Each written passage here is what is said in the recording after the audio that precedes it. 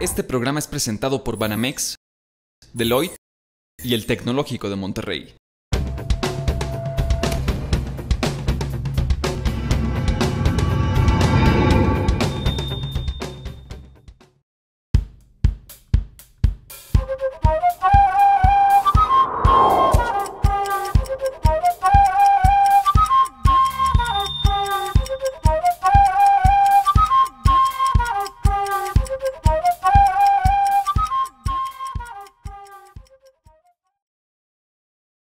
¿Cómo mantener un equipo motivado? Es una pregunta interesante. Yo diría lo siguiente, miren, voy a reducirlo en tres aspectos, tres básicamente. Lo primero tiene que ver con identificar bien a la persona, muy bien a la persona. Un equipo no deja de ser la suma de varias personas y lo que tenemos que entender primero es cómo es la persona, qué le inspira, qué le gusta, en qué cosas es talentosa esa persona.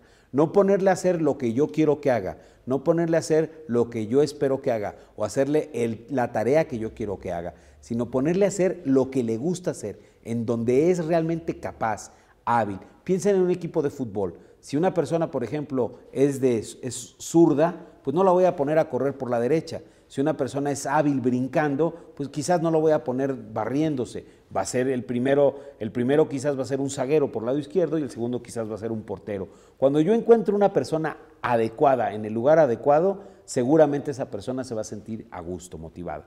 Lo segundo tiene que ver con algo que yo aprendí de Maca Rotter, una muy buena amiga.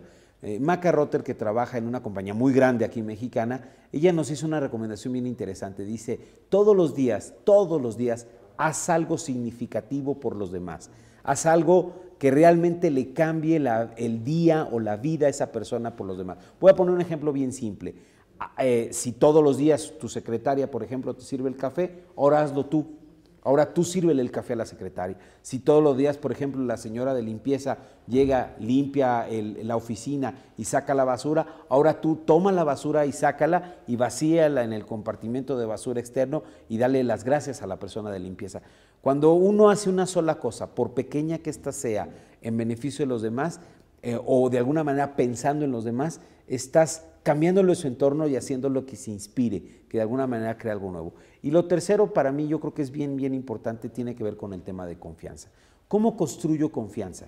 ¿Cómo le hago para que las demás personas confíen en mí y yo pueda confiar en ellas? Tiene que ver necesariamente con profundizar en las conversaciones. Eso no es fácil, eso implica poco a poco irme ganando la confianza. Y nada más recuerda algo, la mejor manera de romper la confianza de alguien es no cumpliendo una promesa. Cuando tú prometes algo y no lo cumples, estás rompiendo la confianza. Y la mejor manera de mantener la confianza, además de prometer lo que cumples, es profundizar en tus conversaciones. Entonces, recapitulando, muy sencillo, piensa bien en la persona que está frente a ti. Piensa en su talento, en lo que ella le inspira. Segundo, haz algo significativo día a día por los demás. Y tercero, construye conversaciones de mutua confianza. Si hacemos esas tres cosas, por ejemplo, a la semana, con cada uno de nuestros colaboradores, seguramente estaremos construyendo un equipo altamente motivado.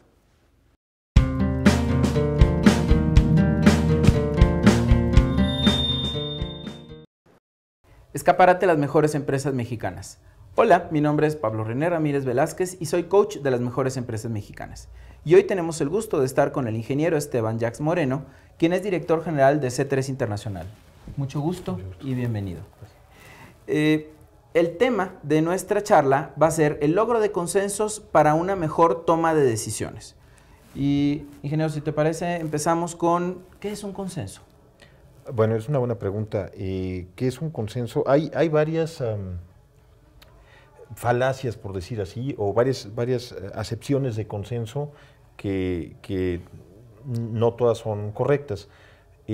La definición de consenso con la que trabajamos nosotros es un consenso es un acuerdo o una ruta de acuerdos en la que un grupo de participantes con intereses diversos puede lograr la construcción de una solución o una serie de soluciones convergentes. Eso en realidad es un consenso.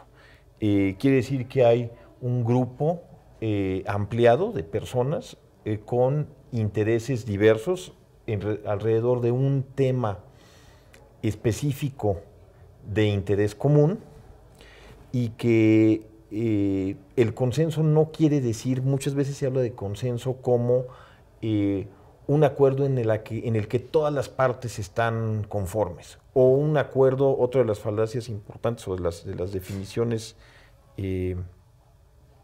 comunes, es un acuerdo en el que 50% o más, el 50 más 1 están potencialmente de acuerdo.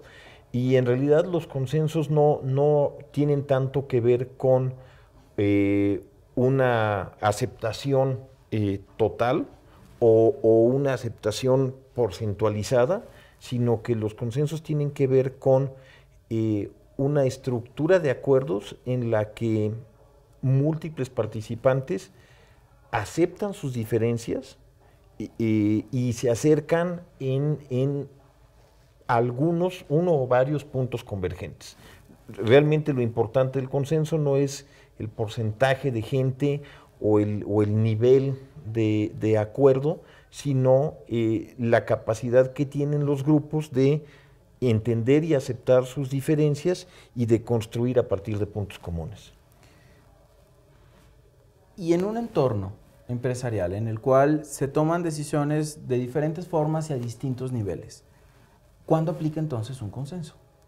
Bueno, esa es una buena pregunta. Fíjate que muchas veces lo que hacemos, lo que buscamos es democratizar las decisiones y tratamos de decir, oye, voy a hacer por consenso, por ejemplo, ¿qué vamos a hacer en esta fiesta de fin de año? ¿O qué vamos a hacer? ¿O cuál es el mercado ideal al que debemos atender? ¿No?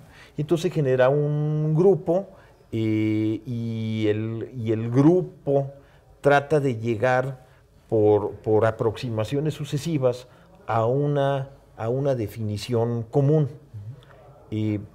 No siempre la metodología del consenso aplica para todas las decisiones. Importantemente, hay decisiones en situaciones de riesgo, por ejemplo, o en situaciones de mucha incertidumbre, donde es preferible una decisión de carácter directivo, ¿no? Entonces, ¿cuándo aplica un consenso? Los consensos aplican, yo creo que deben de cumplirse 3 o 4 condiciones. La primera condición es que haya grupos de interés, uno o varios grupos de interés, con un fin común alcanzable a la vista, ¿no? Si no hay múltiples grupos de interés, sino que hay una sola vertiente de interesados, no es necesario establecer los parámetros de convocatoria para un consenso. Entonces, es la primera condición. La segunda condición es que haya espacios de actuación o equilibrios de poder medianamente convergentes. ¿Qué es esto? Que las diferentes personas en los diferentes grupos tengan ámbitos de actuación en donde unos tienen espacio, vamos a decir, tienen capacidad de decisión y otros no. Un buen ejemplo de esto es un grupo de vecinos, vamos a decir, ¿no? Entonces, un grupo de vecinos, vas a encontrar que algunos vecinos tienen capacidad de actuación en lo que tiene que ver con agua y gas, ¿no? Y otro grupo de vecinos tienen mucha más capacidad de actuación o están más preocupados por temas que tienen que ver con transporte y suministro eléctrico. ¿Qué hacer cuando después del proceso logras un consenso? Una de las cosas que hay que hacer es en el camino ir validando qué tan sólido se está construyendo el consenso. Esto se hace realmente hay algunas herramientas, incluso hay tecnología para esto, pero lo importante es validar qué tan bien percibido es el alcance de cada acuerdo que se está logrando, ¿no? Aquí lo importante es entender en los diferentes actores hasta dónde llega su compromiso de actuación a favor del consenso, ¿no? Porque una parte tiene que ver con estar de acuerdo y saber que estamos de acuerdo, y el paso siguiente es, a partir de ese acuerdo, a partir de esa percepción de interés común, empezar a poner las bases para actuar. Entonces, una vez que hay un consenso, hay que medir adecuadamente los niveles de cercanía entre los actores, vamos a decir, los niveles de operabilidad del consenso. Una vez que se mide quiénes están a favor de cada uno de los elementos y quiénes están dispuestos a actuar específicamente en cada momento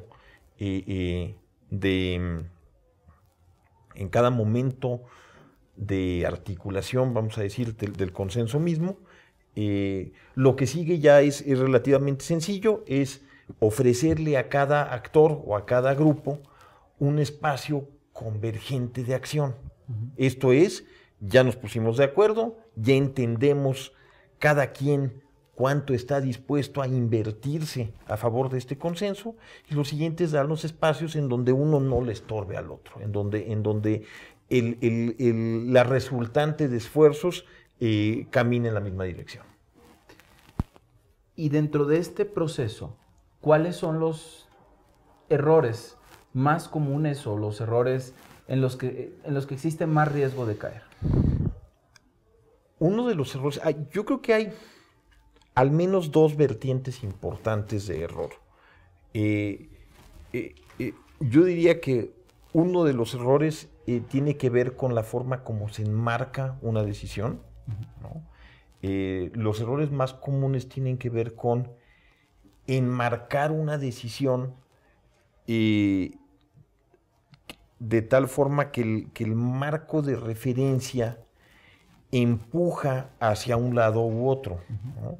Esto es común, por ejemplo, cuando la gente sobreestima sus temores o, al revés, sobreestima sus capacidades de actuación y dice, muy fácil, esta es una decisión que es solo de X o Y factor, ¿no?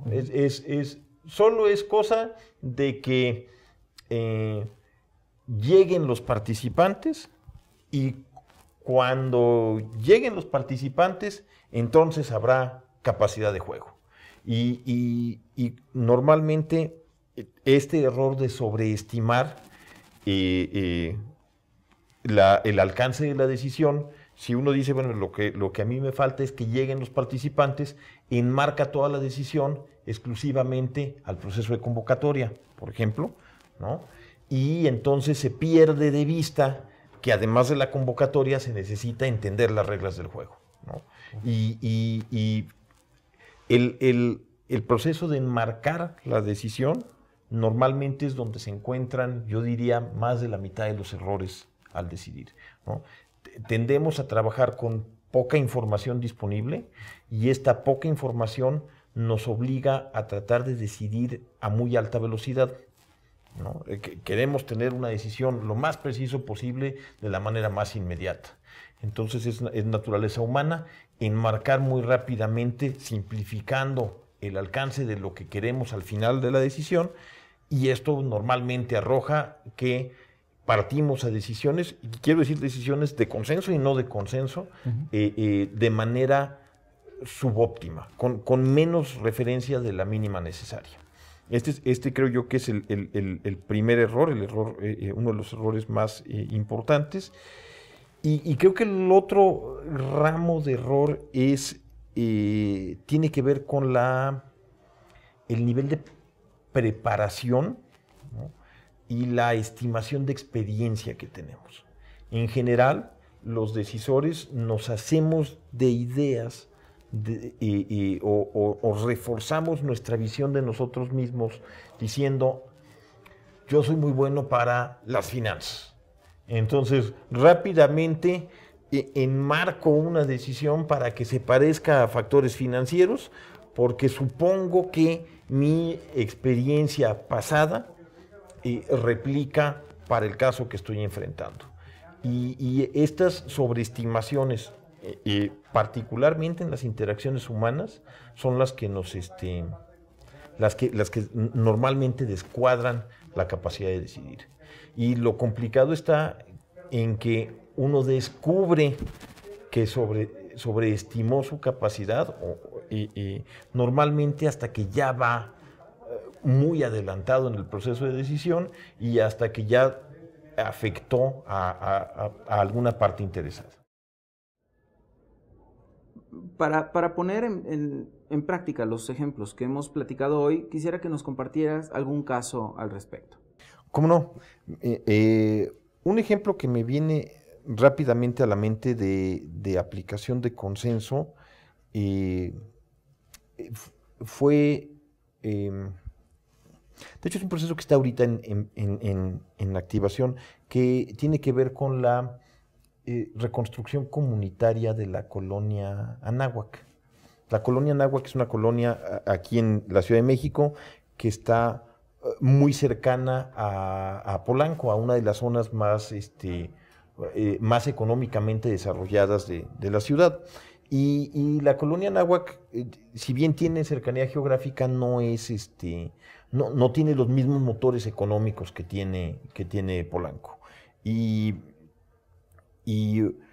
el caso de traer desarrollo a una colonia como la Anáhuac implica que este desarrollo sea aceptable o cercano, al menos conceptualmente, a los intereses de un gran grupo de personas. Creo que la colonia tiene 16,000 habitantes.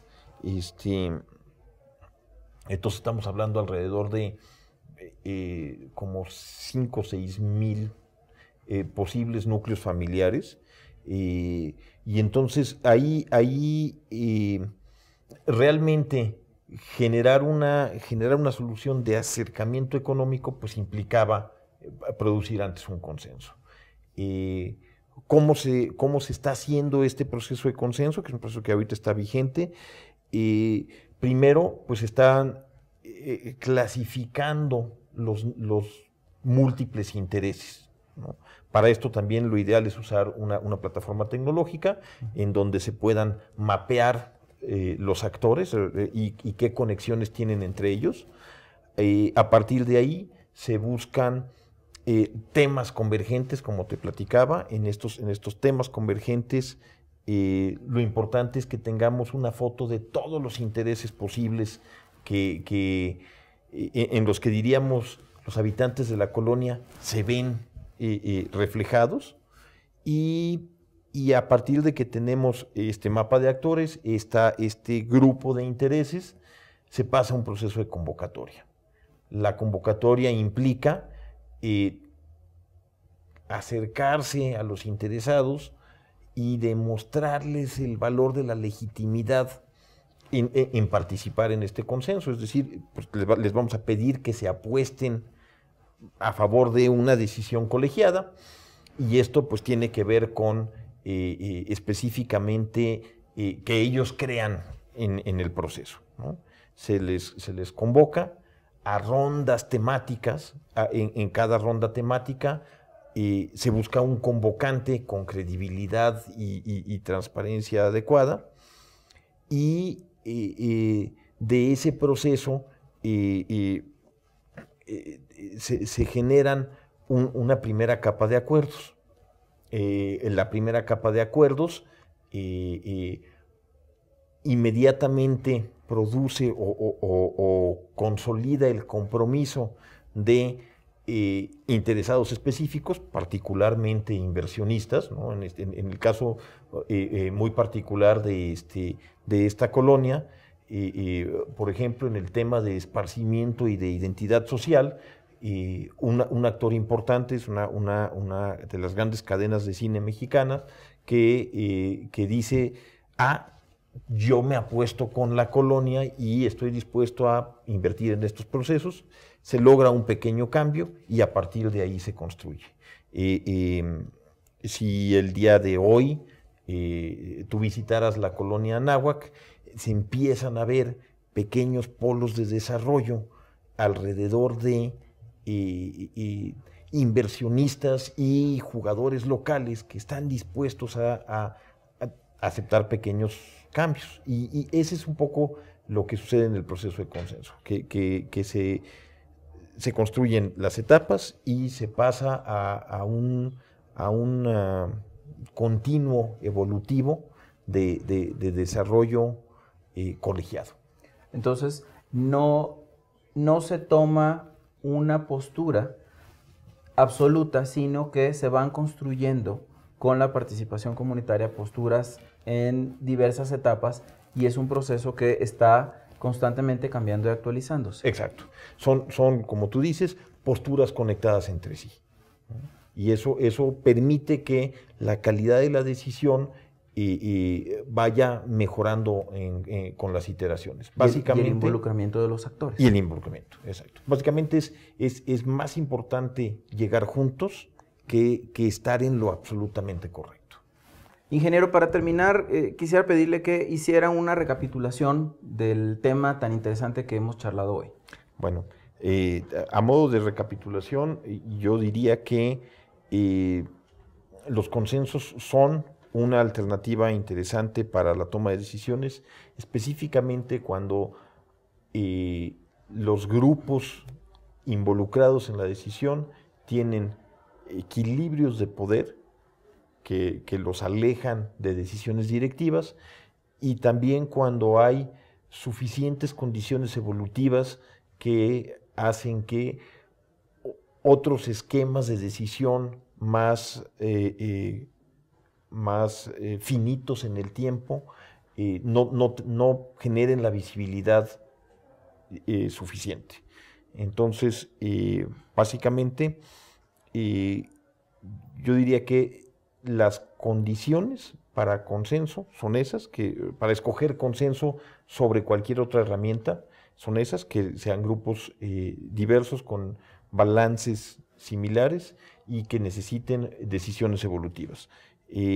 Además, platicamos un poco sobre algunas de las ventajas, y yo citaría dos, que son principalmente la calidad y permanencia de las decisiones que se logran utilizando metodologías de consenso, es en general más sólida que con otras herramientas en situaciones iguales. Y recapitularía sobre algunos de los errores comunes, donde citaría también dos, que son básicamente el mal establecimiento de un marco de referencia y la sobreestimación de las capacidades o fortalezas del grupo decisor sobre su ámbito de influencia. Y diría que si uno puede medir adecuadamente el alcance de sus decisiones y entender con cuidado a los grupos involucrados en el proceso, el consenso debe ser una herramienta muy práctica, siempre que sea llevada a cabo de manera ordenada. Pues bien, hemos tenido el gusto de platicar con el ingeniero Esteban Jax Moreno, director general de C3 Internacional, en el tema el logro de consensos para una mejor forma de decisiones. Ingeniero, muchas gracias por su plática, gracias por su tiempo. Y esto es Escaparate, las mejores empresas mexicanas. Mi nombre es Pablo René Ramírez Velázquez y nos vemos en la siguiente. Muchas gracias.